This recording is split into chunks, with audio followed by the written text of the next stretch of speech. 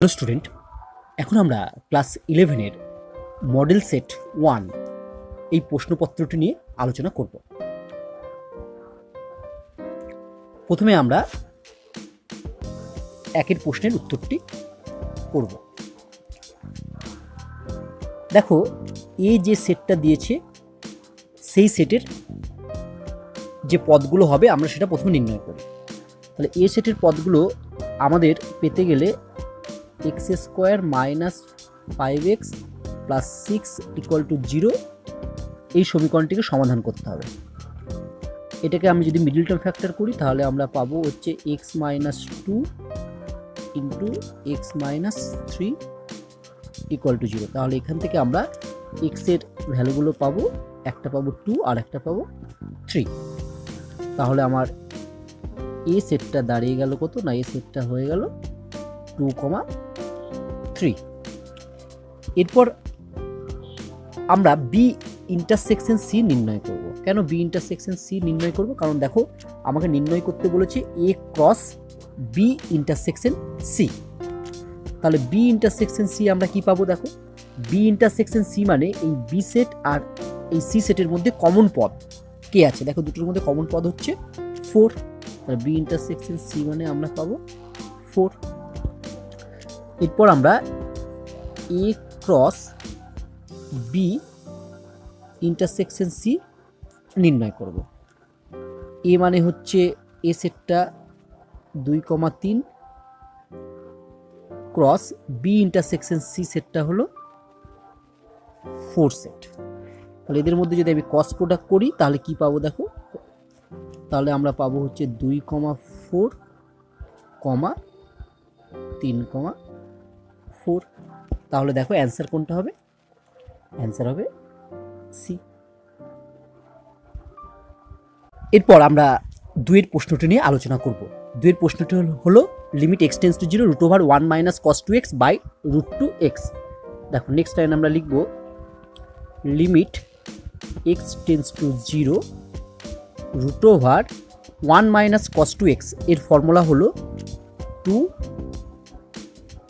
sin² x /√2x। Next line আমরা লিখছি limit x tends two 0 √2 sin² x। এটা মানেই আমরা জানি ±√2 sin x, কারণ রুট থাকলে দুটো ভ্যালু হয়, একটা প্লাস একটা মাইনাস, /√2x। তাহলে এই √2 কেটে গেল। তাহলে নেক্সট লাইন আমরা লিখতে পারবো limit x tends two 0 ± sin x /x।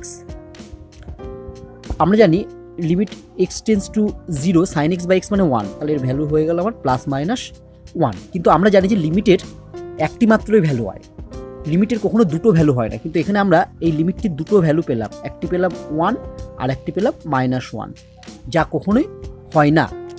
তাই এই দুয়ের দাগের প্রশ্নটির উত্তর হবে কোনটি?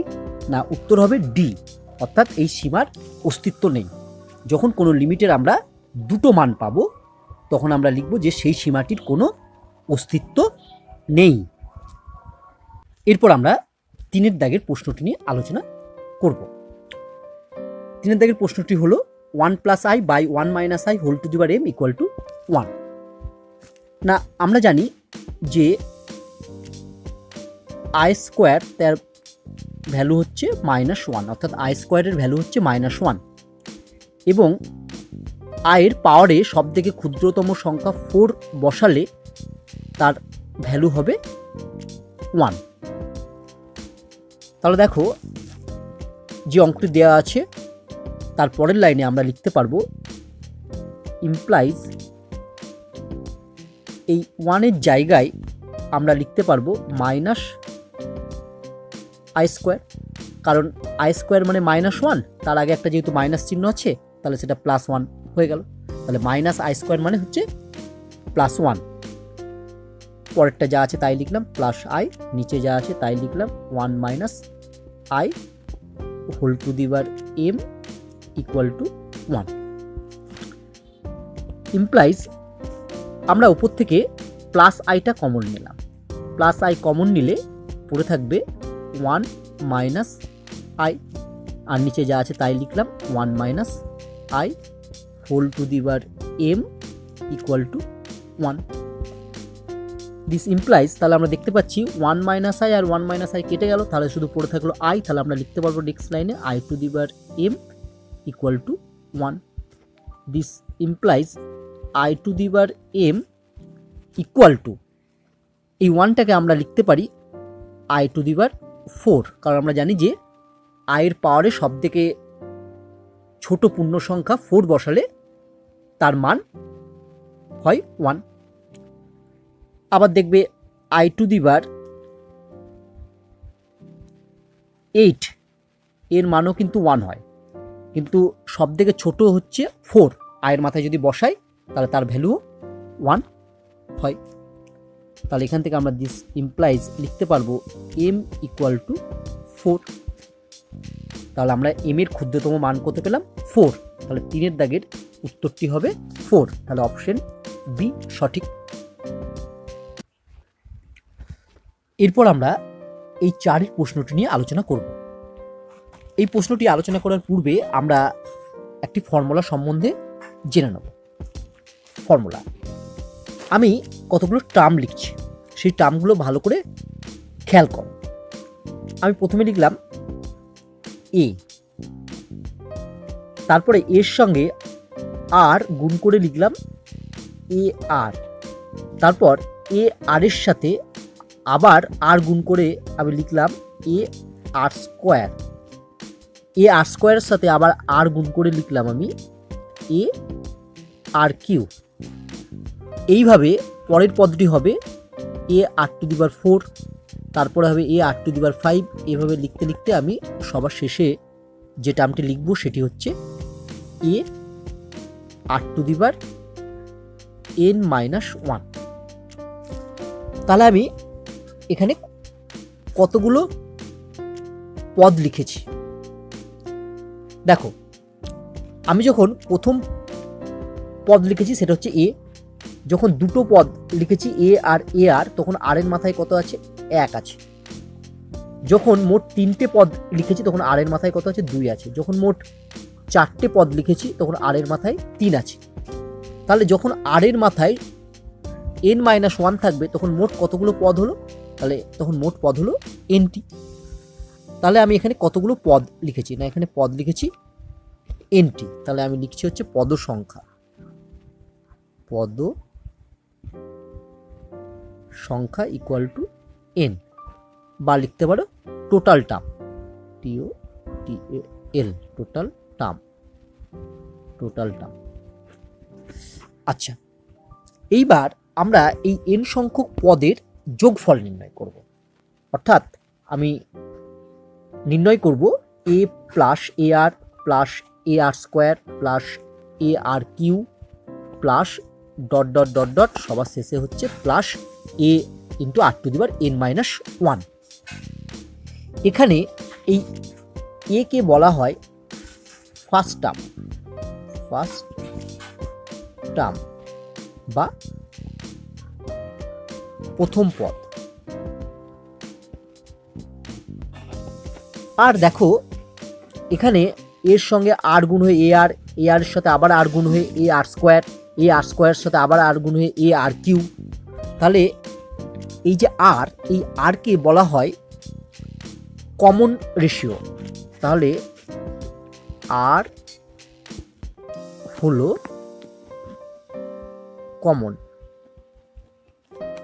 কমন রেশিও বা সাধারণ অনুপাত।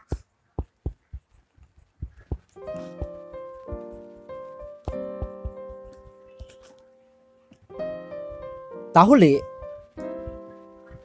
এই পদগুলোর যোগফল কত হবে, না এই পদগুলোর আমার যোগফল হবে অর্থাৎ a plus a r plus a r square plus a r cube plus dot dot a r to the power n minus 1 equal to আমরা কি লিখব, ইকুয়াল টু আমরা লিখব লবে লিখব প্রথম পদ মানে a into 1 minus common ratio কত আর টু দি বার টোটাল টার্ম হচ্ছে এন, তাহলে লবে লিখলাম হচ্ছে a into 1 minus r to the বার এন, আর হরে লিখব 1 মাইনাস কমন রেশিও হচ্ছে আর।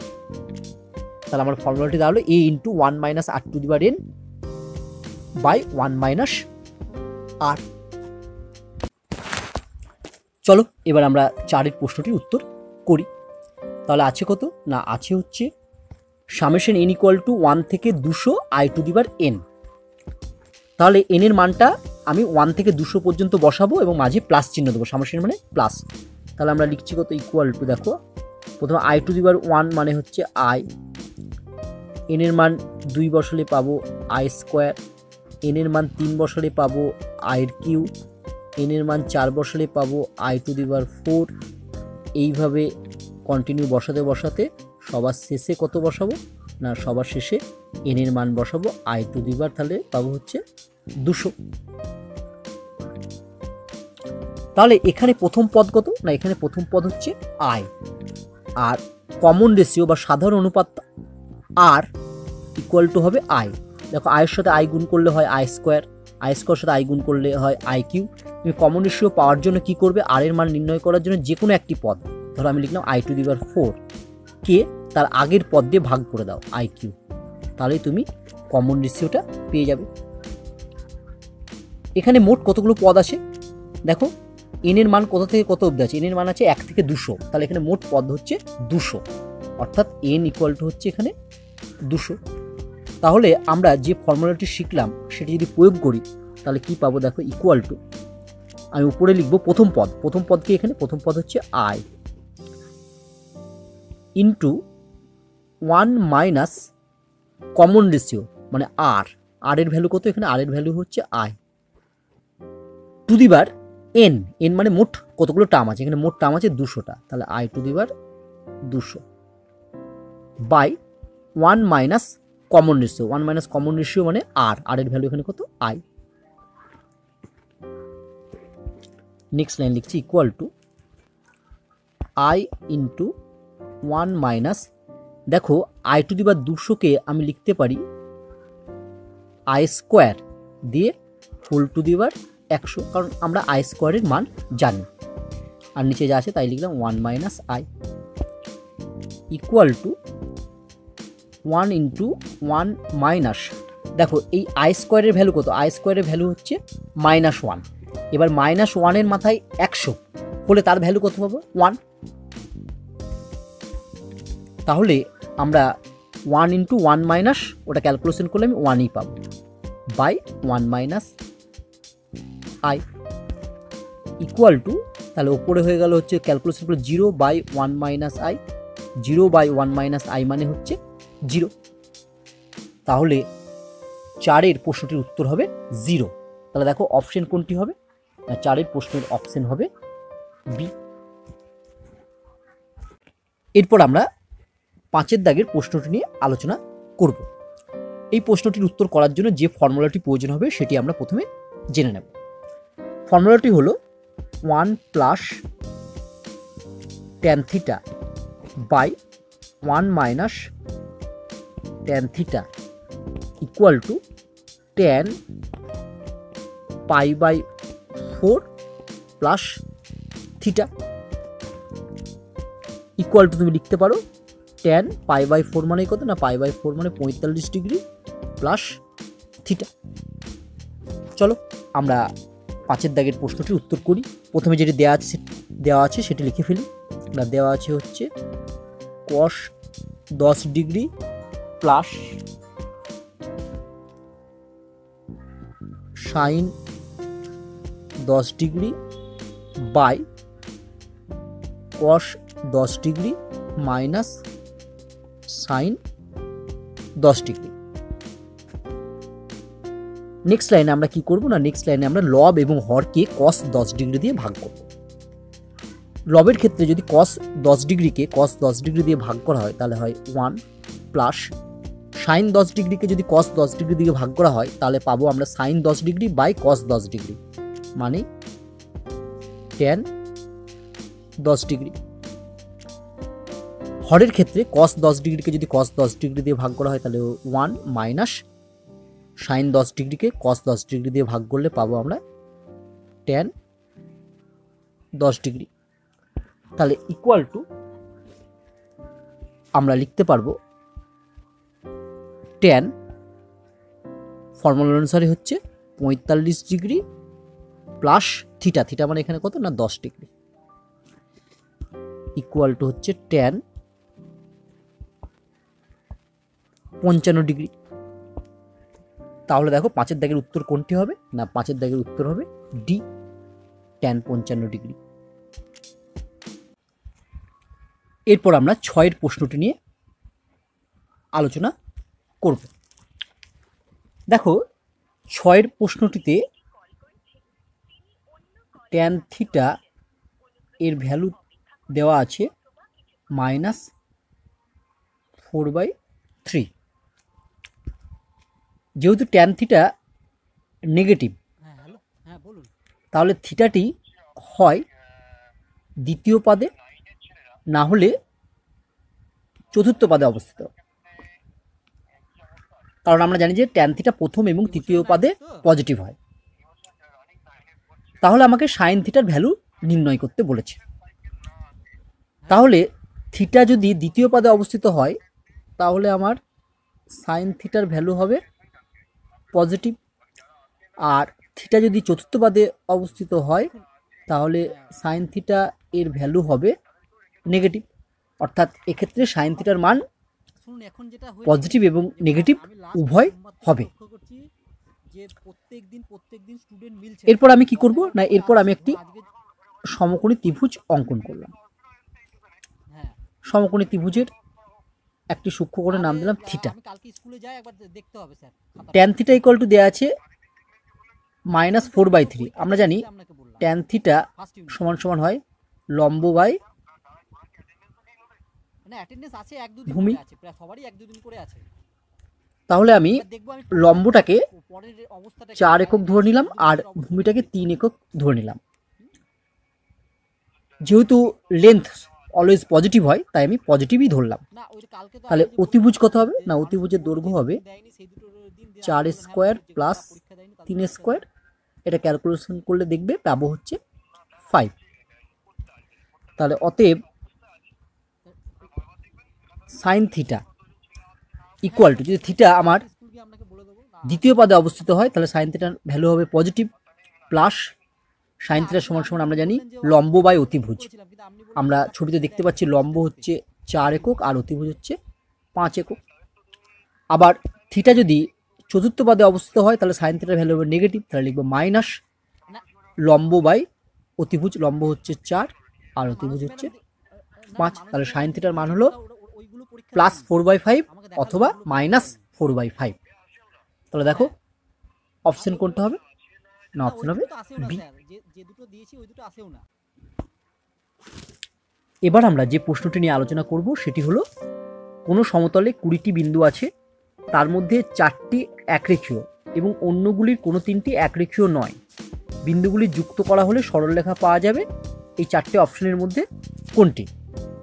এবং ত্রিভুজ পাওয়া যাবে এই 4টে যে অপশন আছে তার মধ্যে কোনটি? আমরা প্রথমে 7 প্রশ্নটির উত্তর করব। তাহলে আমরা প্রথমে করব 7 নাম্বার প্রশ্নের উত্তর। দেখো আমরা জানি যে 20টি বিন্দু দিয়ে সরলরেখা তৈরি করা যায় 20C2টি। কেন? কারণ দুটো বিন্দুকে তুমি যদি যোগ করো তাহলে একটি সরলরেখা পাওয়া যায়। তাহলে 20টি বিন্দু থেকে কতগুলি সরলরেখা পাওয়া যাবে না 20টি বিন্দু থেকে সরলরেখা পাওয়া যাবে হচ্ছে 20C2টি। কিন্তু প্রশ্নটি ভালো করে পড়লে তুমি দেখতে পাবে যে এদের মধ্যে বলেছে 4টি একরেখীয়, অর্থাৎ 4টে বিন্দু তোমার একই রেখায় আছে। এখন এই 4টে বিন্দু যদি একই রেখায় না থাকতো তাহলে এই 4টে বিন্দু দিয়ে সরলরেখা তৈরি হতে হচ্ছে 4C2টি। যেহেতু এই 4টে বিন্দু একই রেখায় আছে তাই এই চারটে বিন্দু দিয়ে 4C2টি সরলরেখা তৈরি করা যায়নি, কেবলমাত্র এই চারটে বিন্দুতে একটি সরলরেখায় তৈরি করা গেছে। তাহলে এই 4C2টি সরলরেখা এই 20C2 এর মধ্যে ঢুকে আছে। তাহলে এই 20C2 থেকে আমরা বাদ দেব 4C2টি, কারণ এই চারটে বিন্দু দিয়ে 4C2টি সরলরেখা তৈরি হয়নি, তাই 4C2টি আমি বাদ দিলাম। কিন্তু এই চারটে বিন্দুতে কটি সরলরেখা তৈরি হয়েছে? এই চারটে বিন্দু দিয়ে একটি মাত্র সরলরেখা তৈরি হয়েছে, তাই এর সাথে আরও এক যোগ করলাম। এটাকে এবার ক্যালকুলেশন করব। ইকুয়াল টু 20C2 এর মান তোমরা নির্ণয় করতে জানো। তোমরা যদি এর মান নির্ণয় করো তাহলে দেখবে এর মান পাবে 190 মাইনাস 4C2 এর ভ্যালু হচ্ছে 6 প্লাস 1। তাহলে 190 থেকে 6 বাদ গেলে হয় 184, তার সাথে 1 যোগ করলে হয় 185, অর্থাৎ 185। তাহলে 7 প্রশ্নের উত্তর হবে এ, 185। এরপর আমরা 8 প্রশ্নটি নিয়ে আলোচনা করব। আমরা জানি যে একটি ত্রিভুজ অঙ্কন করতে গেলে 3টে বিন্দুর প্রয়োজন, অর্থাৎ 3টে বিন্দুকে যদি আমরা যোগ করি তাহলেই একটি ত্রিভুজ পাওয়া যাবে। তাহলে আমার এখানে সমতলে মোট 20টি বিন্দু আছে। তাহলে 20টি বিন্দু থেকে কটি ত্রিভুজ তৈরি করা যাবে? না, আমরা যেহেতু জানি একটা ত্রিভুজ তৈরি করতে গেলে 3টি বিন্দুর প্রয়োজন, তাই 20টি বিন্দু থেকে 3টি বিন্দু নেওয়া যায় 20C3 প্রকারে। তাই 20টি বিন্দু দিয়ে 20C3টি ত্রিভুজ তৈরি করা যাবে। কিন্তু প্রশ্নে বলে দেওয়া আছে তার মধ্যে 4টে একরেখীয়, অর্থাৎ 20টি বিন্দুর মধ্যে 4টে বিন্দু একই রেখায় আছে। এখন এই 4টে বিন্দু যদি একই রেখায় না থাকতো তাহলে এই 4টে বিন্দু দিয়ে আমার ত্রিভুজ তৈরি হতো 4C3টি। যেহেতু এই 4টে বিন্দু একই রেখায় আছে তাই এই 4টে বিন্দু দিয়ে 4C3টি ত্রিভুজ তৈরি হয়নি। এই 4টে বিন্দু দিয়ে কটি ত্রিভুজ তৈরি হয়েছে? না, এই 4টে বিন্দুকে যদি আমি যোগ করি তাহলে একটি সরলরেখা পাওয়া যায়। তাই এই 4টে বিন্দু দিয়ে কোনো ত্রিভুজ তৈরি হয়নি। যেহেতু এই 4টে বিন্দু দিয়ে আমার 4C3টি ত্রিভুজ তৈরি হওয়ার কথা ছিল, তাই এই 4C3টি ত্রিভুজ এই 20C3-র মধ্যে ঢুকে আছে। যেহেতু এই 4C3টি ত্রিভুজ এই 4টে বিন্দু দিয়ে তৈরি হয়নি, তাই আমরা 20C3 থেকে বিয়োগ করে দেবো 4C3। আর এই 4টে বিন্দু দিয়ে কেবলমাত্র যেহেতু একটি সরলরেখায় তৈরি করা গেছে, কোনো ত্রিভুজ তৈরি করা যায়নি, তাই এর সাথে যোগ হবে 0, বা কিছু নাও লিখতে পারো। তাহলে অ্যাড হলো কত? 0। কেন 0 অ্যাড হলো? না, এই 4টে বিন্দু দিয়ে কোনো ত্রিভুজ তৈরি হয়নি। এবার আমরা জানি 20C3 এর মান কত? না, 20C3 এর মান হচ্ছে 1140 মাইনাস 4C3 এর ভ্যালু হচ্ছে 4। তাহলে 1140 থেকে যদি তুমি 4 বাদ দাও তাহলে হবে 1136। তাহলে 8-এর অ্যান্সার কোনটা হবে? না, 8-এর অ্যান্সার হবে এ, 1136। এরপর আমরা এই 9-এর প্রশ্নটি নিয়ে আলোচনা করব। প্রশ্নটি হলো r equal to x, y, যেখানে x বিলংস টু n এবং y বিলংস টু n, অর্থাৎ x এবং y উভয় হচ্ছে ন্যাচারাল নাম্বার, এবং 2x plus y equal to 41 সম্বন্ধের ক্ষেত্র হবে নিচের যে 4টে অপশন আছে তার মধ্যে কোনটি? এখানে যে পেয়ারটা দেয়া আছে x, y, এর প্রথম যে পদ অর্থাৎ x, এটাকে বলা হয় ক্ষেত্র, ইংরেজিতে বলা হয় ক্ষেত্রকে ডোমেন। আর দ্বিতীয় পদ যে y, তাকে বলা হয় পাল্লা, বা ইংরেজিতে বলবো রেঞ্জ। অর্থাৎ এই r সম্বন্ধের ক্ষেত্র হবে এক্সের মানসমূহ বা এক্সের যে মান সেইগুলো, আর পাল্লা হবে ওয়াইয়ের মানগুলো। এক্স এবং ওয়াইয়ের মানগুলো নির্ণয় করার জন্য আমাকে একটি সমীকরণ দেওয়া আছে, সেটা হচ্ছে 2x + y = 41। এবং অবশ্যই মনে রাখতে হবে যে এক্স এবং ওয়াই উভয়ই ন্যাচারাল নাম্বার। ন্যাচারাল নাম্বার কোনগুলো? না 1 2 3 4 5 6 এইগুলো হচ্ছে ন্যাচারাল নাম্বার। চলো তাহলে 9 প্রশ্নের আমরা উত্তর করি। তাহলে আমার সমীকরণটি দেওয়া আছে 2x + y = 41। এখান থেকে তুমি x সমান বার করতে পারো বা y সমানও বার করতে পারো, কিন্তু আমরা এখান থেকে y সমান বার করব, কারণ তাহলে আমাদের মান নির্ণয় করার সুবিধা হবে। y = হচ্ছে 41 - 2x। এবার আমি x আর y এর মানগুলো নির্ণয় করব। যদি এখানে x এর মান আমি প্রথম ন্যাচারাল নাম্বার হচ্ছে 1 বসাই, তাহলে হচ্ছে 41 - 2 × 1 মানে 41 - 2 মানে হবে 39। এরপরে ন্যাচারাল নাম্বার 2 বসালে দেখবে আমরা পাবো 37, 3 বসালে আমরা পাবো 35। এইভাবে যদি কন্টিনিউ আমি বসাতে থাকি তাহলে এক সময় যদি আমি 20 বসাই, ঠিক আছে, 19 বসালাম, তারপরে 20 বসালাম, হ্যাঁ 20 বসালে কত পাবো? দেখো 20 বসালে পাবো 1। তারপরে যদি আমি 21 বসাই তাহলে পাবো আমি -1। দেখো এই -1 কিন্তু ন্যাচারাল নাম্বার নয়। আমি এর আগে যা যা মান পেয়েছি সব ন্যাচারাল নাম্বার, কিন্তু এই -1টি ন্যাচারাল নাম্বার নয়। তাহলে x এর মান 21 নেওয়া যাবে না, বা y এর মান -1ও নেওয়া যাবে না। তাহলে x এর যে মানগুলো পেলাম সেগুলোকে যদি একটি সেট আকারে লিখি তাহলে সেটাই হবে আমার ক্ষেত্র। তাহলে অতএব ক্ষেত্র = হবে 1, 2, 3, 19, 20। তাহলে দেখো অপশন কোনটা হবে? না 9 এর উত্তর হবে বি।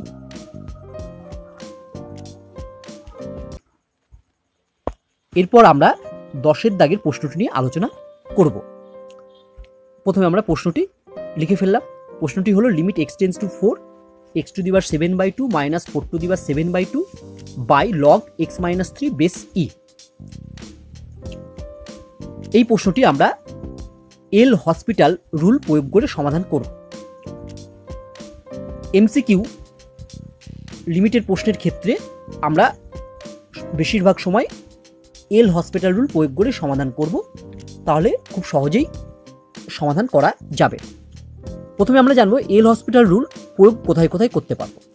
না এল হসপিটাল রুল প্রয়োগ করা যাবে যদি লিমিটটি 0/0 এই ফর্মে হয় বা ∞/∞ এই ফর্মে হয়। তাহলে 0/0 বা ∞/∞ ফর্মে আছে কিনা দেখার জন্য আমরা কি করব? আমরা প্রথমে দেখব যে লিমিট x টেন্ডস টু কত বলেছে। এখানে দেখো বলেছে লিমিট x টেন্ডস টু 4। তাহলে আমরা x এর মান 4 লব এবং হরে বসিয়ে দেখব। x এর মান 4 যদি আমি লবে বসাই তাহলে দেখো লবের ভ্যালুটি হয়ে যাবে 0, তাহলে আমি লবে লিখে দিলাম 0 বাই x এর মান 4 যদি আমি হরে বসাই তাহলে পাবো হচ্ছে log 4 - 3 মানে 1 বেশি। আমরা জানি log 1 এর ভ্যালু কত? না log 1 এর ভ্যালু হচ্ছে 0, তাহলে আমরা হরেও 0 পেয়ে গেলাম। তাহলে আমরা বলতে পারবো যে এই লিমিটটি 0/0 এই ফর্মে আছে। তাহলে এক্ষেত্রে এল হসপিটাল রুল প্রয়োগ করা যাবে। এল হসপিটাল রুল কিভাবে প্রয়োগ করা হয়? না যে লিমিটটি দেওয়া আছে তার পরের লাইনে লিমিট x টেন্ডস টু যা আছে সেটাই লেখা হয়, দিয়ে লব আর হরের ডেরিভেটিভ করে দেওয়া হয়। ঠিক আছে, তাহলে এক্ষেত্রে যে যে ডেরিভেটিভগুলো আমরা প্রয়োগ করব সেগুলো একটু ফর্মুলা আকারে জেনে নিই। আমরা প্রথমেই জানব ddx অফ x⁻m এর ফর্মুলা কি। m হচ্ছে যে কোনো বাস্তব সংখ্যা, ddx অফ x⁻m এর ফর্মুলা হয় m × x⁻m - 1। এরপরে জানবো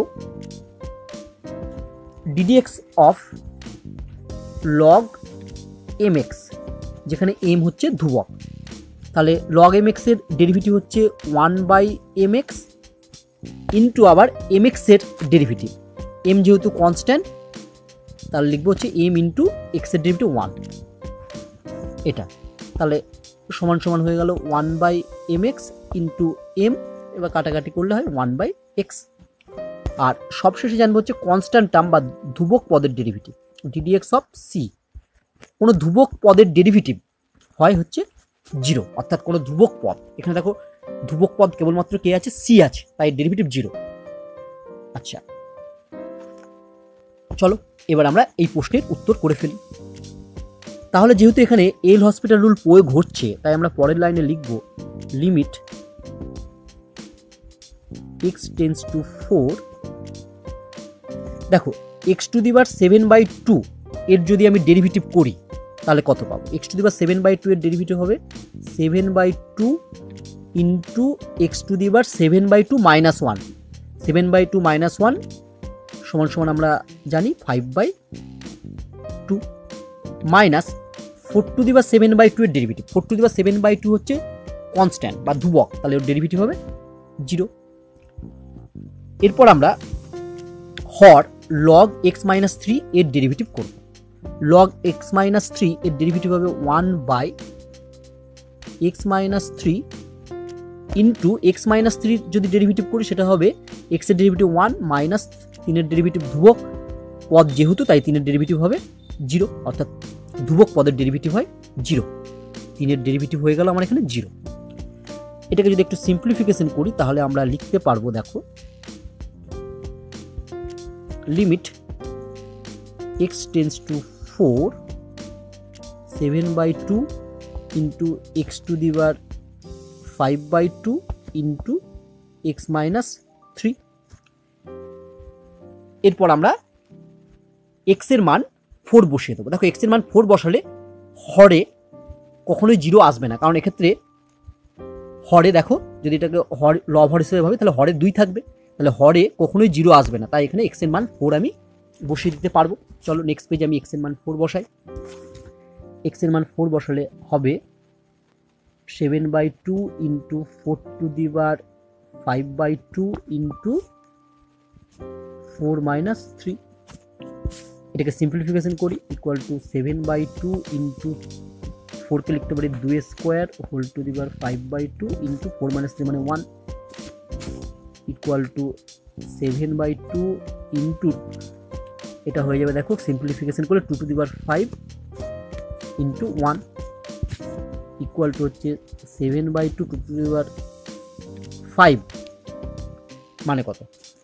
2 টু দি পাওয়ার 5 মানে 32। এবার যদি এটাকে কাটাকাটি করি 16 দুগুণে 32, 16 আর 7 যদি গুণ করি তাহলে হবে 112। তাহলে লিমিটটির ভ্যালু হলো 112। তাহলে দেখো উত্তর কোনটি হবে? উত্তর হবে এ 112।